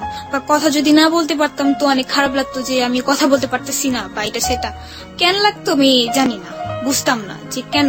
আমি কি তাকে লাইক করি? মাঝে মাঝে আমি নিজেকে নিজে জিজ্ঞেস করতাম যে আমি কি তোকে লাভ করি বা লাইক করি, বা আমি কিভাবে লাইক করতে পারবো? সে তো আমার পছন্দের মতো ছেলে না, সে তো আমার মতন না। আমি যেমন একটা ছেলে চাই সে তেমন তো না। তো আমি তার সাথে কিভাবে লাইক করতে পারি? বা হয়তো তার কথা ভালো লাগে, যাক এটা কোনো সমস্যা নেই, 2-1 দিন খারাপ লাগবে তারপর ঠিক হয়ে যাবে, এরকম চিন্তা করতাম। তো ওই 12 তারিখে দেখা করার কথা ছিল, দেখা করিনি। তো আমাদের দেখা হলো 13 তারিখ। তো সেদিন আমি বাসা থেকে বের হই, আমি কাজ শিখি, তো সেখানের কথা বলে বের হই যে আমি কাজ শিখতে গেতেছি। তো আম্মু বলতে চাচ্ছে ঠিক আছে যাও, সমস্যা নেই। তো বাসা থেকে যখন বের হচ্ছি তখন আম্মুও বলতেছে আব্বুও বলতেছে যে আজকে বের হইস না, কেন জানি ভাল লাগতেছে না, তুই বের হইস না, দরকার নেই। তো আমি সবসময় একটু অন্যরকম ভাবে বের হই, যেমন মাঝে মাঝে 3 পিস বা প্যান্ট গেঞ্জি এগুলো পরে বের হলি, বা আমি চোখে একটু কাজল লাগাই। তো সেদিনও লাগাইছি, একই রকমেরই আমার গেট আপ ছিল। কিন্তু তবুও আমার বোন বলতেছি কি যদি এত সাজছস কেন? তো বলছে আমি কই সাজছি, আমি তো সবসময় এরকমই থাকি, আমি এই গেট আপই থাকি। তো বলতেছে না তুই সাজা গুজা কোর্স করে বের হইছিস, তুই যাইস না কোনো জায়গায়, তুই মনে কারোর সাথে দেখা করতে যাবি। তো বলতেছে না আমি কারোর সাথে দেখা করতে যাবো না, বইলা। তারপরে বের হইছি, বের হওয়ার পর হাঁটতে হাঁটতে আমাদের বেরিবাঁধের উপরে উঠলাম, সেখান থেকে রিক্সা নিলাম, রিক্সা নিয়ে খোলামোড়া ঘাটে নামলাম। এটা কি আপনার কারোর সাথে দেখা করতে যাওয়া নাকি এমনি এমনি দেখা করতে যাওয়া? কার সাথে? তুষারের সাথে। ওকে, হ্যাঁ। তো তারপর সেখানে গেলাম, আমি যাওয়ার পরে ও নৌকা নিয়ে দাঁড়ায় আছে, আমি নৌকা চড়তে গেছিলাম, ঘুরবো যে আমরা নৌকাতে ঘুরবো। তো সেখানে নৌকা নিয়ে দাঁড়ায় আছে। তো সেদিনই ফার্স্ট আমি ওকে দেখি, 1 বছরের পরে তার সাথে প্রথম দেখা। এর আগে আপনি ওকে ডিনাই করছেন ওর চেহারার জন্য, সেটা আপনি না দেখে ডিনাই করছেন? হ্যাঁ, না দেখে। কার কাছ থেকে শুনে? আমার ফ্রেন্ডের কাছ থেকে। এই শুনেই আপনি তাকে ডিনাই করে যাচ্ছেন কন্টিনিউ? হ্যাঁ। ওকে, তারপর তাকে আমি বাস্তবে দেখলাম। তো দেখার পরও আমি আশ্চর্য হয়ে গেলাম যে না, এটা আমার পছন্দের না, একদমই না। যেটা আপনার ফ্রেন্ড বলেছিল সেটাই ঠিক আছে? হ্যাঁ, সেটাই ঠিক আছে, ও অতটা সুন্দর না। ওকে। তো আমাকে বলতেছে যে এই যে আমি মোবাইলটা দিয়ে আমাকে দেখাচ্ছে যে এই যে আমি। আপনাকে চিনলো কিভাবে? সে তো আমাকে চিনে, সে আমাকে আগেই দেখছে, দেখি তো আমার নাম্বারটা দিয়েছে। ওকে। তো সে আমাকে চেনার পরে তারপর আমি নৌকায় চড়লাম। তো অনেকক্ষণ কথা হচ্ছে যে তুমি আমাকে কেন বিয়ে করবা না, বা কেন কি এটা করো না, এটাই করো না, তুমি জানো আমি তোমার জন্য মরে যেতেও পারবো। তো আমি বলছি এগুলি ডায়লগ মারি ছেলেরা। মরতে পারে না। আপনি এতটা সাহসী ছিলেন যে নদীর নৌকার মধ্যে অচেনা একটা ছেলেকে উঠে আপনি এই ধরনের কথা বলছেন? হ্যাঁ, আমি তো কথা বলতাম তার সাথে। হ্যাঁ বলতেন, কিন্তু তার সাথে আপনার আগে কখনো দেখা হয়নি, এক। 2 নম্বর হচ্ছে যে এমন একটা জায়গায় আপনি যাচ্ছেন বা এরকম একটা জায়গায় যাচ্ছেন যেখানে আপনি ছেলেটাকে বলেই ফেলছেন যে আমি তোমার সাথে রিলেশনশিপ রাখবো না, সেটা বলার জন্য আপনি তার কাছে গিয়ে ওটা বলছেন। হ্যাঁ হ্যাঁ, সেখানে যাই তো তখন নৌকায় বসাকালীন আমাদের কথা হচ্ছে, এরকম বিষয় অনেক কিছু বিষয় ডিসকাস হচ্ছে। তোমাকে বলতেছে আজকে আমি তোমাকে আমার বাসায় নিয়ে যাবো। তো আমি বলছি আমি তোমার বাসায় কেন যাবো? বলে আমি তোমার বাসায় নিয়ে আর আসতে দেবো না। আমি বলি কি আমার রাস্তা না দিলে কি হয়েছে, আমি দড়ি টড়ি ছিঁড়াইছি, তোমার বাপেরও সাধ্য নেই আমার আটকে রাখার। তো বলার পরে আমাদের নৌকা চলতেছে অনেক দূর নিয়ে যায়, একদম বছিলা ব্রিজের সামনে, এই চরের থেকে বছিলা ব্রিজের সামনে নিয়ে যায়। তো তখন আমি নৌকালাকে বলতেছি যে আমি জাস্ট আধা ঘন্টা টাইম নিয়ে বের হয়েছি, কারণ আমার ওইখান থেকে এসে ব্যাক করে আবার আমরা যেখানে আমি কাজ শিখি সেখানে আমার যেতে হবে। তো পরে নৌকালে বলতেছি যে আপনি নৌকা ঘুরান, আমার তো দেরি হয়ে যাচ্ছে। তখন প্রায় 5টা বেজে গেছে, আমি 4টা বাজে বের হয়েছি। তো নৌকা ঘুরাচ্ছে, আসতেছে নৌকার মাঝি, দ্রুত যাওয়ার সময় খুব দ্রুত চলে গেছে, আসার সময় তার একটু লেট হচ্ছে। তখন বলতেছে তো দেরি করতেছেন কেন, আপনি জলদি চালান। বা বলতেছে যে আম্মু পানির তো গতি অনেক বেশি, অনেক ঢেউ আসতেছে, তো আমার চালাতে খুব কষ্ট হচ্ছে। তো আমি বলছি যে না আপনি চালান, করেন, আপনি জোর লাগান, আপনি চালান, আপনি মাঝি আপনারা পারেন না এত কিছু করতে। তো বলতেছে আচ্ছা ঠিক আছে আমি চেষ্টা চালাই। তো আস্তে আস্তে নৌকাটা আমার নদীর একদম মাঝে আসছে। তখন মানে ওই খোলামোড়া ঘাটও খুব দূর, বোছেলা ব্রিজও খুব দূর, মাঝখানে আমি। মাঝখানে তো আমার পিছন দিক থেকে একটা নৌকা আসতো, নৌকার মধ্যে মাঝি সহ 4টা ছেলে ছিল, 4টা ছেলে। তো ওইটার মধ্যে একজন ছেলে বলতেছে যে এই নৌকা থামা এদিকে নৌকা নিয়ে। তো আমার ফ্রেন্ড বলতেছে, মানে আমার বয়ফ্রেন্ড যে তুষার, ও বলতেছে যে কি হয়েছে ভাইয়া, ডাকাটা কি করতেছেন কেন? তো বলতেছে যে এত কথা বলস, নৌকা থামাইতে বলছি থামা, বেশি পেঁচাল পারিস না। তো নৌকা আলারে বলতেছে তুষার যে আপনি নৌকাটা অন্য দিক দিয়ে নিয়ে যান যেন ওরা আমাদের ধরতে না পারে।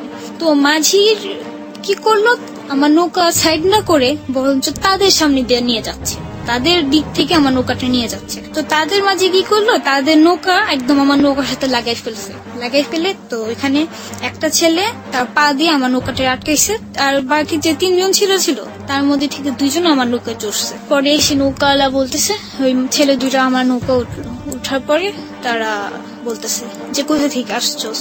আমি বলতেছি যে আমি আমার জায়গায় বললাম যে আমি হাজিরাবাদ থেকে আসছি। পরে ওরে জিজ্ঞেস করতেছে তোর বাড়ি কোথায়? তো বললো যে ওর বাড়ি বংশাল। পরে বলতেছে যে এদিকে কি করতে আসছিস তোরা? তো বলতেছে আমরা ঘুরতে আসছি। তো বলতেছে যে ঘুরতে আসছোস, তোরা জানোস না এদিকে মার্ডার হয়েছে যে 2 দিন আগে?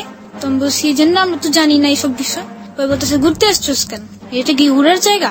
এটা ঘুরার জায়গা না, এদিকে নদী পাড়ের জায়গা। কে বসে তোদের ঘুরার তো সাহস কিসের? তো কি করলো ছেলেটা, বলে কি নাম, নৌকার থেকে নাম, বলতেছে আমারে আর আমার ফ্রেন্ড তুষারে বলতেছে নৌকা থেকে নাম। তো বলতেছে নৌকা থেকে আমরা কেন নামবো?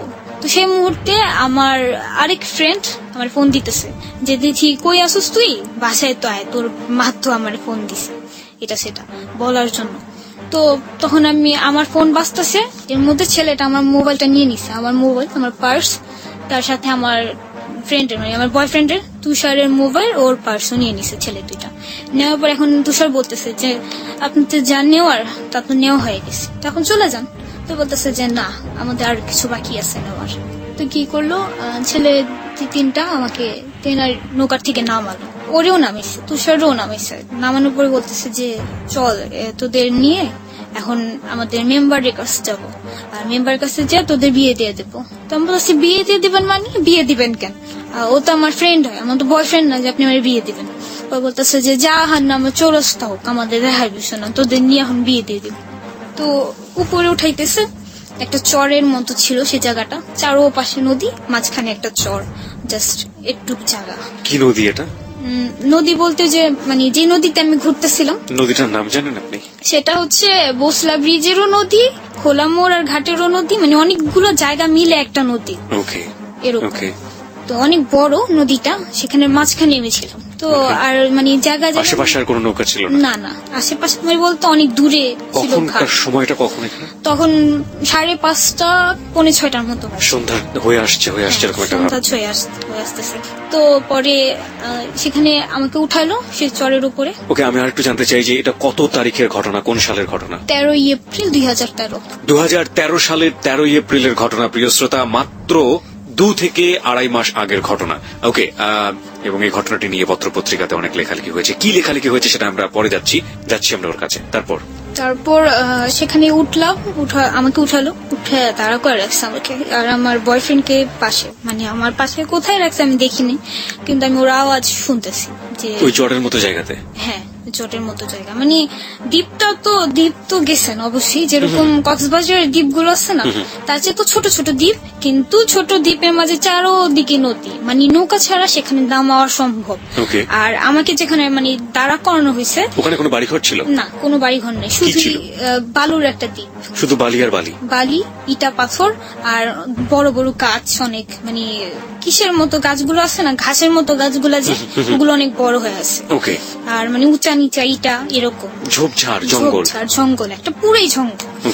তো ওই জঙ্গলের মতো একটা জায়গা, আর মানে যদিও আমি চিৎকার করে আমার পুরো গলা ফেটে ফেলি, বাট আমার কেউ সাড়া দেওয়ার মতো নেই, এরকম একটা জায়গা। তো সেখানে নিয়ে গেছে, আর এই পাশে নদী, চারো পাশেই নদী, 3 পাশে নদী, এক পাশে যে নদী সেখানে হচ্ছিল যে মানুষ খেকো যে মাছগুলো আছে না, সেই মাছগুলো, পিরানহা। হ্যাঁ, সেই মানে যে ফেলে দিলে কোনো কাউকে, তো ওই মাছগুলো খেয়ে ফেলে। মাগুর বা বিদেশি মাগুর বা অন্য কোনো যে কোনো মাছ, যে কোনো একটা মাছ হবে, ওই মাছের জায়গা ছিল। তো সেখানে আমাকে দাঁড়া করায়, তো আমাকে দাঁড়া করানোর পর সে ছেলে বলতেছে, আমার সামনে একটা ছেলে এসে দাঁড়াইছে, তার নাম হচ্ছে রুবেল। তো সেই রুবেলের সাথে আরেকজন ছেলে ছিল, তার নাম হচ্ছে কাজল। আমি বলি 3 জন ছিল, 3 জনের নামে বলি, কাজল, রুবেল, রাজীব, আর এই মাঝিটার নামে এখনো আমি জানি না। তো কাজল আর রুবেল আমার সামনে দাঁড়ানো, তো এখান দিয়ে আবার আমার বয়ফ্রেন্ড করে অনেক মারধর করতেছে। তো আমি আওয়াজ পাচ্ছি যে সে মারতেছে, যে আউ বলতেছে, চিৎকার করতেছে, সবই আমি আওয়াজ। আপনার সামনে থেকে নিয়ে গিয়েছে? হ্যাঁ, আমার সামনে থেকে নিয়ে গেছে। তো পরে বলতেছে, কাজল এসে আমাকে বললো যে আমার বড় ভাই, এটা রুবেলটা দেখালো যে এটা আমার বড় ভাই। আমি বলতেছে এখন আমি কি করবো, বড় ভাই এসে তো কি হয়েছে? তো বলতেছে যে আমার ফিজিক্যালি রিলেশনটা করে।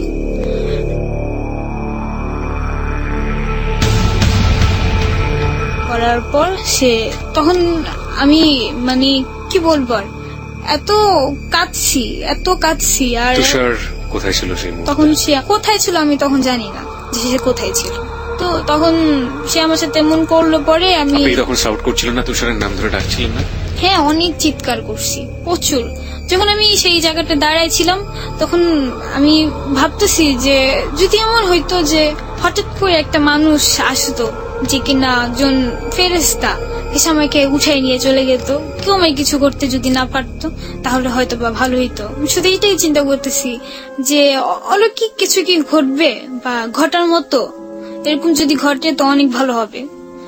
এরকম কিছুই ঘটে নাই। তখন তাদের কাছে অনেক চিৎকার করছি আর বলছি যে আমি আপনার ছোট বোনের সমান হব, আমাকে ছেড়ে দেন, আমাকে বাসায় যেতে দেন, আমাকে এরকম করেন না। আমার বয়সটা এত বেশি না, আমি অনেক ছোট একটা মেয়ে। তারা আমাকে বলে যে তুই বোনের নাম নিস না, আমার মার নামও নিস না, মেরে ফেলবো আমরা। তখন বলতেছি যে আমাকে এত কষ্ট না দিয়ে আপনি এক কাজ করেন, আমাকে মেরে ফেলেন, গলায় চিবিতে মেরে ফেলেন। বলে যে না, তোরে তো মারলে এনজয় করা মজা পাবো না, জিন্দা মানুষের সাথে একটা মজা করার মাঝে আর একটা মরা মানুষের সাথে কোনো মজা নেই। তারা আমাকে বারবার চাকুর আঘাতের মতো আমাকে আঘাত করে, কিন্তু আমি চিৎকার করতেছি আর শুধু একজন নাকি কেউই আমার হেল্প করে না। একটা মানুষের মাঝে কোনো মানুষত্ব ছিল না। তারপর প্রথমত রুবেল, যে আমার সাথে জোর জবরদস্তি ফিজিক্যালি রিলেশন হয়, তো তখন যতই চিৎকার করি আশেপাশে কেউই ছিল না। তার কাছে অনেক হাতে পায়ে তাকে ধরি, বলি আমি আপনার ছোট বোনের সব, কারণ তারা প্রত্যেকটাই ছিল খুব বড় বড় ছেলে, আমার বড় ভাইদের সমান সবাই। তো পরে তাদের বলছি, তারা কিছুই বলে না, বরঞ্চ আমাকে আরো ধমক দেয়, মারধরও করে। তারপরে আসলো আরেকজন ছেলে, কাজু, তৃতীয় জন, সেও আমার সাথে একই কাজই করে। তো আমি যখন চিৎকার করছি, সে আমাকে আরো বলে যে আরো চিৎকার কর, আরো কাঁদ, তোর কান্নাটা আমার খুব ভালো লাগতেছে, আরো কাঁদ, আরো চিৎকার কর, আরো জোর নেই, গলার মধ্যে আর জোর নেই, আরো জোর দিয়ে চিৎকার কর। তা আমি যতটুকু সমর্থ ছিল আমি চিৎকার করছি। তো তারপর আরেকজন ছেলে আসে, তৃতীয় রাজি, যে আছে, সেও আমার সাথে একই কাজই করে, সেম। তার কাছেও প্রচুর কান্নাকাটি, মানে আমার অজস্র বা চিৎকারের উপরেই আছি, জাস্ট হেল্পের জন্য। যার কাছে পাচ্ছি আমি আমার হাতটা পাইটা দিচ্ছি, আমি তাদের পায়ে পর্যন্ত ধরছি। সে জানোয়াররা আমাকে ছাড়ে নাই। জানোয়ার যেমন একটা মরা মাংস পেলে যাবে টুকরোর মধ্যে, আমাকে কেউ একজন হয়তো আমার গলায় ধরে, ওখানে একটা দেয়াল ছিল, মানে শুধু একটা দেয়াল, সেই গলায় ধরে আমাকে দেয়ালের মধ্যে মানে ফিক্কা মারে। আমার মাথায় প্রচন্ড ব্যথা পাই, যেটার জন্য আমার এখনো ট্রিটমেন্ট চলতেছে। আর আমাকে যখন নিচে ফেলে দেওয়া হয় ধাক্কা মেরে মাটিতে, তখন আমার মাটিটা ছিল, যেই স্থানে আমাকে শোয়ানো হয় সেই স্থানটা ছিল যেমনি উঁচা নিচা মাটি, যে বলে না টেবিল। হ্যাঁ, তো আমি অনেক ব্যথা পেয়েছি, আমার পিঠে অনেক প্রচন্ড ব্যথা ছিল। তারপর 3 জনের পর আরো 3 জন আসে। ওই 3 জন তো নৌকাতে ছিল না, ওরা ওখানে ছিল। হ্যাঁ, ওই 3 জন ওখানেই ছিল। তারপর আরো 3 জন ছেলে আসে নৌকাতে করে। ওকে। তো সেখানে একজন ছিল আশিক। তো আশিক এসে বলতেছে যে তুই কোথা থেকে কোন মেয়ে ধরে নিয়ে আসছো, কার বাড়ির মেয়ে ধরে নিয়ে আসছো, তাকে দিয়ে দে, আমি তার তার বাসায় দিয়ে আসবো আমি ঠিক মতো। যখন আমি তার কথাটা শুনলাম, আমার কাছে মনে হলো যে না, একটা মানুষ পাইছি কেউ আমাকে বাঁচাবে, কেউ আমাকে জাহান্নামটা যে আমি জ্বলতেছি যে দোজগে, সে যুদুক থেকে আমাকে উদ্ধার করবে। কিন্তু তা হয়নি। সে কিছুক্ষণ পরে সে নিজে এই সমাজ সাথে একই কাজ করলো, বরঞ্চ আরো তার ফ্রেন্ড যে ছিল সে এসে লাইট দিয়ে আমাকে চেহারা দেখাচ্ছে, বলে চেহারাটা দেখা নে, মেয়েটা অনেক সুন্দর, আরো বেশি মজা পাবি তাহলে। সে সেম একই কাজ করলো। তখন সন্ধ্যা হয়ে গেছে, তখন সন্ধ্যা শেষ হয়ে প্রায় 7:30টার মতো বাজে। তো আমার গলা প্রচুর শুকায় গেছিল। তো আমি তাদের কাছে জাস্ট একটু পানি চেয়েছি, যেটা আমার লাস্ট রিকোয়েস্ট, যেটা যে আমি জানতেছি যে রিকোয়েস্ট আমি যতই করি আমার কিছু করার ছিল না, আমাকে কেউ কিছু করবে না। আর যেটা হচ্ছে মেন কথা, যে আমাকে যখন বাড়ি মারে, তো তখন আমার এরকম অবস্থা ছিল যে মানে আমি সবকিছু দেখতেছি, সবকিছু সহ্য করতেছি, চিৎকারও করতে পারতেছি, বাট আমার সম্পূর্ণ শরীরে কোনো শক্তি ছিল না যে আমি কাউকে কিছু করব, বা আমি দৌড়াবো, বা আমি পালাবো, এরকম কোনো বই ছিল না, বা কোনো শক্তিও আমার গায়ে ছিল না। তাদের কাছে আমি একটা ফোঁটা পানি জাস্ট রিকোয়েস্ট করছিলাম যে আমাকে একটু পানি দেন, আমি একটু পানি খাবো, আমার প্রচন্ড পরিমাণে তৃষ্ণা পেয়েছি। অথচ সে ছেলেগুলো আমাকে একটা ফোঁটাও পানি দেয়নি। যে মানে পানির তৃষ্ণা যে কত বেশি সেটা আমি বুঝতে পারছি সেদিন। যে আমাকে যদি সেদিন ড্রেন থেকে পানি যদি এনে দিত, আমি মনে হয় সেটা খাইলেও আমার কাছে শান্তি থাকতো, যে আমি পাইছি, একটু পানি পাইছি এত কষ্টের পর। যেটা হচ্ছে জঘন্য পরিমাণের কষ্ট তারা আমাকে দিচ্ছে, একের পর এক ছেলে আসতেছে, যে 3 জন, সেই 3 জনই আমার সাথে একই কাজ করলো। করার পর তখন যেখানে আমাকে শোয়ানো হয়েছিল যে পাটিতে, সম্পূর্ণ পাটি ব্লিডিং দিয়ে ভরে গেছিল। আমি তখন তাদের বলতেছি যে দেখেন আমার প্রচুর ব্লিডিং হইতেছে, আমাকে ছেড়ে দেন, আমার হয়েছে তো, আপনাদের যা করার শেষ, আমার এবার ছেড়ে দেন, আমার কি এখনো রেখে দিবেন, আমার রেখে কি লাভ আছে বলেন, আমার সাথে এমন কেন করতেছেন আপনারা। তো পরে বলতেছে যে চিল্লাইস না, বেশি চিল্লাইস না, আমাদের সিনিয়র ব্যাচ আসতেছে, সিনিয়র ব্যাচ, আর যদি বেশি সিনিয়র ব্যাচ জেনা ফেলে তাহলে তুই বাঁচবি না, আর চিন্তা করিস না, তোরে মারবো না, তোরে আমি তিলে তিলে মারবো। তো আমি বলতেছি তিলে তিলে মারবেন মানি? তো বলতেছে হ্যাঁ তিলে তিলে মানি, ফার্স্টে তোরে কষ্ট দিব, যে কষ্ট পেতেছিস না তুই, তারপরে তোরে এখানে ফেলে দেবো, যে মাছগুলি তোরে খায় শেষ করবে, এরকম ভয় দেখাইতো আমারে যে মেরে ফেলবো এটা সেটা। তো তখন ওই জুনিয়র ব্যাচ চলে গেল, নির্জন একটা শুধু জায়গা। তখন প্রায় 9টার মতো বেজে গেছে, অনেক রাত, আর একটা জঙ্গল একটা রাতে কেমন হইতে পারে বুঝতেই পারতেছেন। কোনো কিছু নাই, আশেপাশে কোনো কিছু দেখা যাচ্ছে না। তো আমার বয়ফ্রেন্ডে দেখলাম, ছেলেগুলা যাওয়ার আগে সে আমার বয়ফ্রেন্ড আমার উপরে ফিকে ফেলে দিছে, বলে যে তোরে চান্স দিলাম, যা, তুই যদি কিছু করতে মন চায় কর। তো তখন আমি ভাবলাম যে হয়তোবা সেই আমার সাথে এমনটাও করছে, আমার বয়ফ্রেন্ডই মনে হয় আমার এরকম করছে, যেহেতু ওরা আমার প্রতি জিদ থাকারই কথা। তো তখন ওরে ধরে অনেক কাঁদতেছি যে আমার সাথে এমন কেন করলা, তুমি আমার সাথে এমন কেন করলা। পরে বলতেছে আমি কি করছি, আমি তো কিছু করি নাই, আমি তো কিছু জানি না, আমার তো কেন কোন দোষ নেই, তুমি আমারই দোষারোপ করতেছো। তো বলতেছি যে তুমিই করছো সবকিছু, তুমি না করলে তারা সাহস পাই কেমনে। বলে আমি একটা মানুষ আর এখানে এতগুলা ছেলে, আমি কিভাবে তোমারে বাঁচাবো বা কিভাবে ধরবো, তারা দুজনই তো আমার ধরে রাখছে, তারপরে গেলে আবার আরো দুজন এসে আমার ধরে রাখে, আমি কিভাবে তোমাকে বাঁচাবো। তো পরে বললাম যে যাক সবাই করছে, এখন তুমি করবে না কিছু। তো বলতেছে যে আমি তোমাকে তো ভালোবাসি, আমি তো তোমার দেহকে ভালোবাসি না, যে আমি তোমার দেহর জন্য তোমাকে এই জায়গায় নিয়ে আসছি, হ্যাঁ সবার শেষে আমি তোমাকে উপভোগ করব। তো পরে আমাকে ধরে ধরে নিয়ে যাচ্ছে। সে ছেলেগুলা বলে কি যে তার পাশে আরেকটা দ্বীপ, সে দ্বীপটা হচ্ছে আরো জঙ্গলের মতো, সেখানে ফেলে রাখলো আমাকে। তারা চলে গেল সবাই। তুষার বলতেছে যে আমাদের ঘাট পর্যন্ত দিয়ে আসেন, আপনার এখানে ফেলে রেখে গেতেছেন, কে আমাদের বাঁচাবে। পরে বলে কি দূর তোরা যে যেমনি মন চমনে বাঁচলে বাঁচবি, না বাঁচলে মরে যাবি গে, যা আমগো কি, আমরা বাঁচতে পারলেই চলে।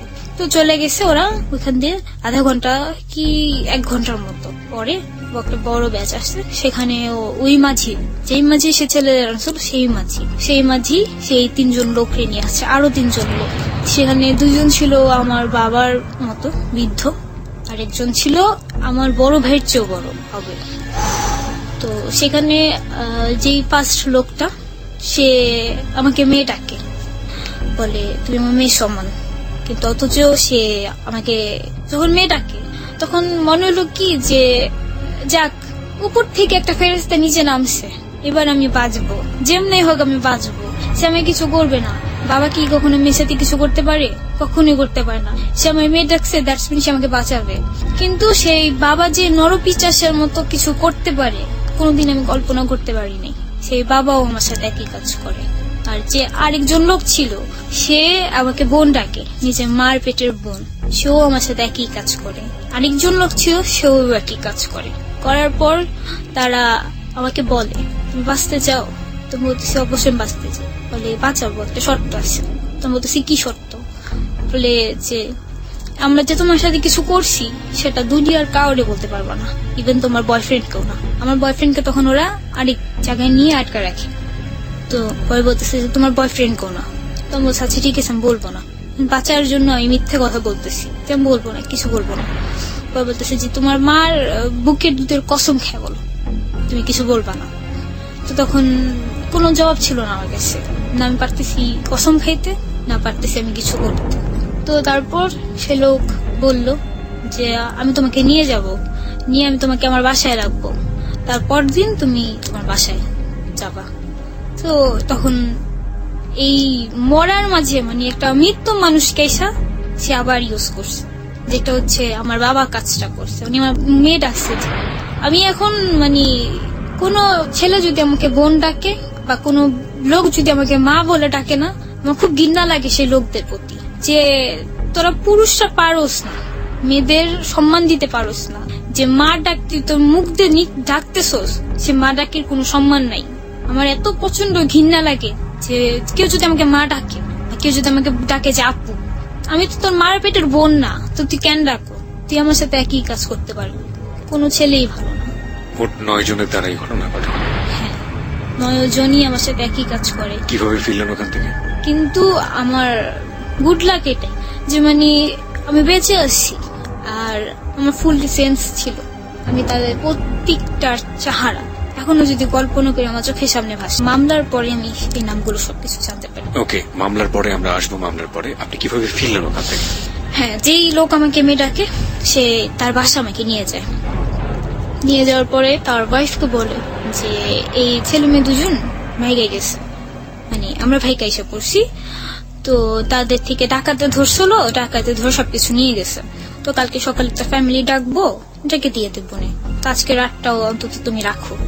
তো ওনার ওয়াইফটা অনেকই ভালো, অনেক আদর তাদর করলো। বাট এখানে আমার প্রচুর খারাপ অবস্থা, পেটের ব্যথা আর প্রচন্ড ব্লাইডিং হচ্ছে, আর পুরো মাথা ঘুরাচ্ছে, এরকম অবস্থার মধ্যে।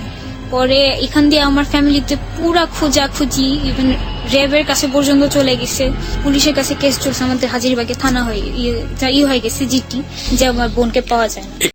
আমি অনেক কিছু আশা করছিলাম যে পহেলা বৈশাখে আমি সাদা শাড়ি পরবো, লাল গহনা পরবো, ঘুরবো, এখানে যাবো ওখানে যাবো, কিন্তু আমার সেই স্বপ্নটা সেদিন 13 এপ্রিল পুরাই ভেঙে গেছে। বৈশাখীর যে ঝড়, সেই ঝড়টা সেদিন রাত্রে আমার উপর দিয়ে গেছে, যার কারণে বৈশাখীর দিন আর কোনো ঝড় আসে নাই। তো ওই লোকের বাসায় গেল, তো আমার বাবা তো বলতেছে যে দুনিয়াতে এখন এত ভালো মানুষ আছে যে একটা মেয়েরে পাইছে, সে লোক তার মেয়েটাইকে তাই নিছে, লোকটা না জানি কত ভালো। তো গেল, যাওয়ার পরে লোক তো খুব ভালো ব্যবহার, নাস্তা টাস্তা খাওয়াইলো, সবকিছু করলো। পর আমাকে বাসায় নিয়ে আসতেছে যখন, তখন শীতে দাঁড়িয়ে আমি আমার বোনকে বলতেছি, যাবো আমার তো প্রবলেম হয়েছে, আমি একটু হসপিটালে নিয়ে যান, আমি হাঁটতে পারতেছি না, আমি কিছুই করতে পারতেছি না। ওই বলতেছে যে কি হয়েছে তোমার, বলো আমারে। তুমি বলতেছি যে হসপিটালে নিয়ে যান না, ফার্স্ট টাইম কিছু বলতে চাইনি। ওই বলতেছে যে হসপিটাল নিয়ে যাবো কেন, তোমার ব্যথা উঠছে পেটে? আমার পেটে আমার এমনি ব্যথা ছিল আবার গ্যাস্ট্রিকের। তো বলছে ব্যথা উঠছে, আমি বলি কি না আমার রেপ হয়েছে। তখন ডাইরেক্ট আমি আমার বোনকে বলি, তোমার বোন তো পুরেই আচমকা খেয়ে ওখানে দাঁড়ায় যায়, প্রচুর চিৎকার করে কান্না করে। কান্না থামায় আমি বলি যে নিয়ে যান, আমার একটু জলদি নিয়ে যান। তো তখন ওখান থেকে বের হইতে হলো, আমাকে নৌকা পার হয়ে বের হতে হবে। তখন আমি এই কামরাঙ্গি চরের নবাব চর থেকে আমি কেরানীগঞ্জ এসে পড়ি। কেরানীগঞ্জ নারিকেল বাগ। তো সেখান থেকে আমার পারাপার করতে হলে অবভিয়াসলি আমার নৌকাতে চড়তে হবে। তো সেই রাতের পর থেকে আমি নৌকা খুব ভয় পাই। তখন আমি বলতেছি যে আমি নৌকাতে চড়বো না। পর আপু বলতেছে যে কেন চড়বো না, চলো তোমাদের নিতে হবে। তো আমাকে নিয়ে গেল ঢাকা মেডিকেল কলেজে হাসপাতাল।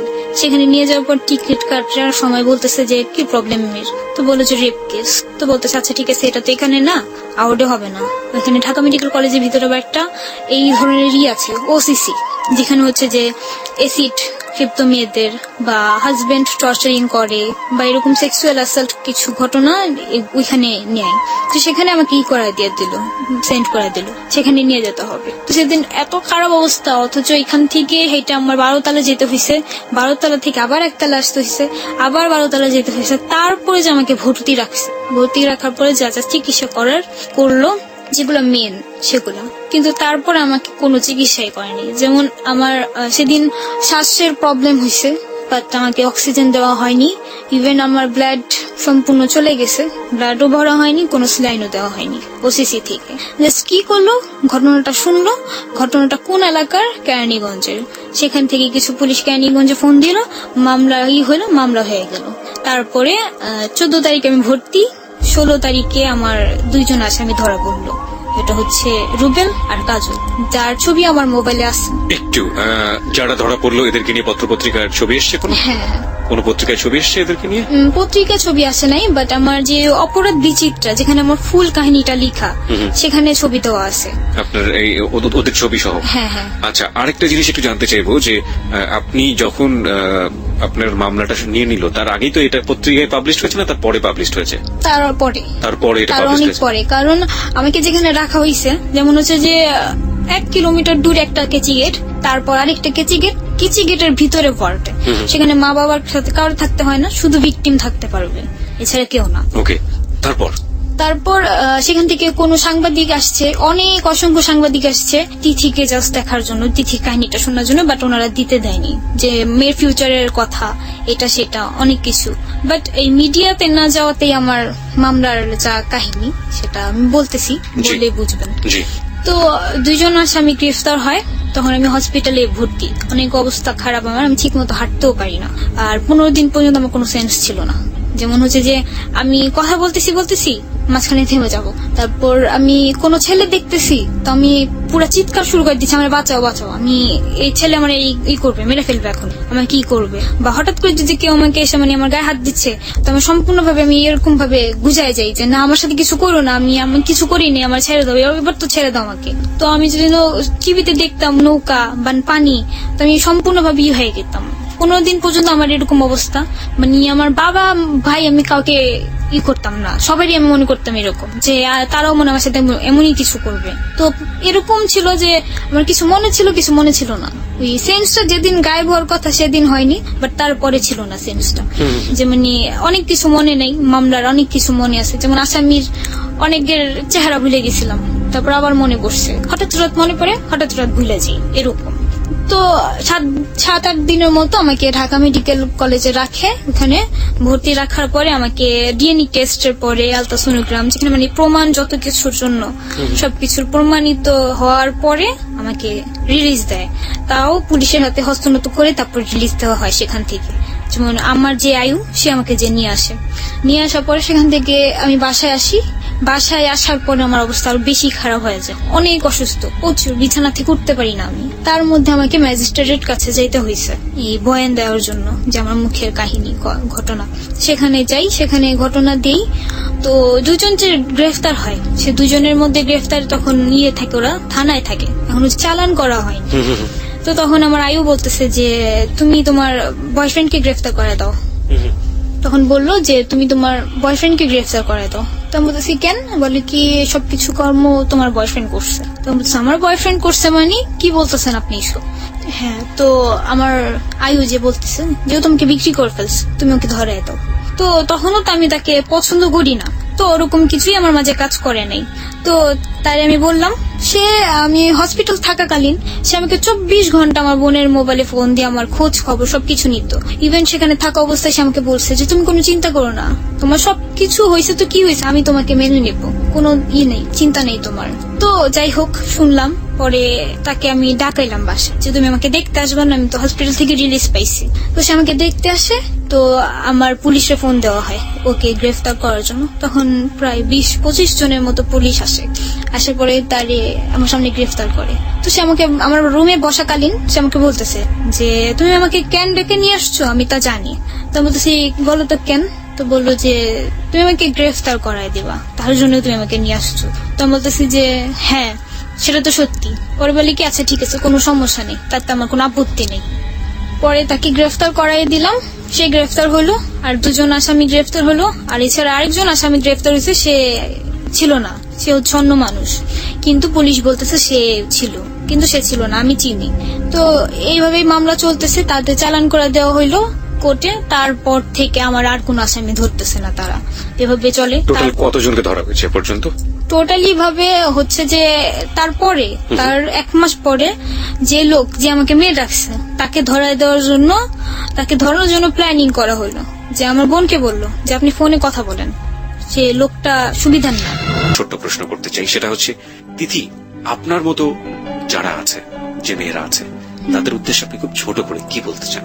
তাদের শুধু আমি এটাই বলতে চাই যে ফ্যামিলির কাছে কিছু লুকায়ও না, আর যদিও কাউকে লাভ করো তার সাথে তাকে দেওয়ার চেষ্টা করো, অন্য কাউকে না। তাহলে হয়তোবা আজকে যেই কষ্ট আমি পাচ্ছি সেটা তোমাদেরও পাইতে হবে। আর আমি চাই না যে আমার মতো দ্বিতীয় একটা তিথি জন্ম হোক। আর যদিও হয়, অপরাধকে তুমি পিছে ফেলো না, তার সামনে যে তার সাথে যুদ্ধ করার চেষ্টা করো, তাহলে দেখবা কিছু একটা তো হবে। আমরা এই তিথিকে স্যালুট করতে চাই, যে তিথি স্বীকার করেছে জীবনের ভুলগুলো। আমরা এই তিথিকে স্যালুট করতে চাই, যে তিথি তার জীবনে যে দুর্ঘটনা যারা ঘটিয়েছে তাদের জন্য নারী হিসেবে বাংলাদেশের সমাজে থেমে যায়নি, এবং সে নিজের নাম প্রকাশ করে, সত্য প্রকাশ করে সে লড়াই করছে। তার যতটুকু শক্তি আছে ততটুকু দিয়ে সে লড়াই করছে। এই তিথিকে আমাদের যা বলিব সত্য বলিব থেকে স্যালুট।